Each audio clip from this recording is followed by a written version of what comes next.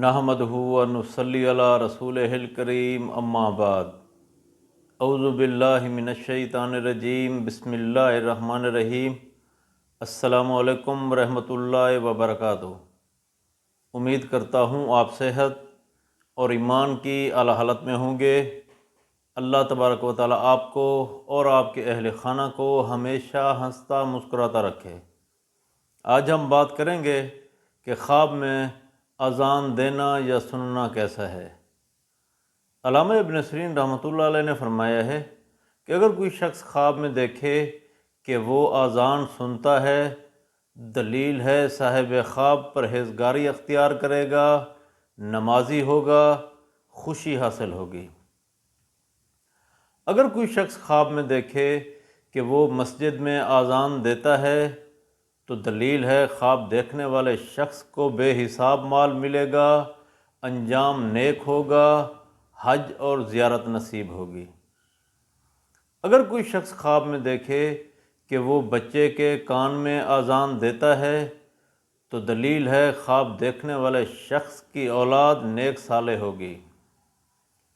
اگر کوئی شخص خواب میں دیکھے کہ وہ قبرستان میں اذان دیتا ہے تو دلیل ہے خواب دیکھنے والا شخص کسی ایسے شخص کو نیکی کا حکم دے گا یا نصیحت کرے گا جو اس کی نصیحت کو قبول نہیں کرے گا۔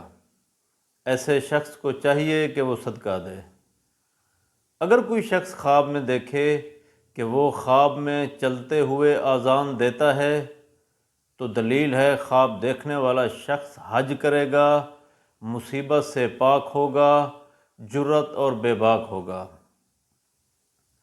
اگر کوئی شخص خواب میں دیکھے کہ وہ انجان مقام پر اذان دیتا ہے تو دلیل ہے خواب دیکھنے والا شخص عیاری اختیار کرے گا، مکار ہوگا، فریب سے کام لے گا۔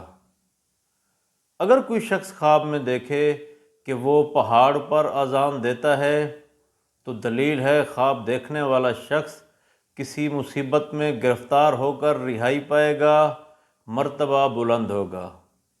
اللہ تبارک و تعالیٰ سے دعا ہے کہ اللہ تبارک و تعالیٰ ہمارے خوابوں کو ہمارے لیے باعث رحمت اور باعث برکت بنائے۔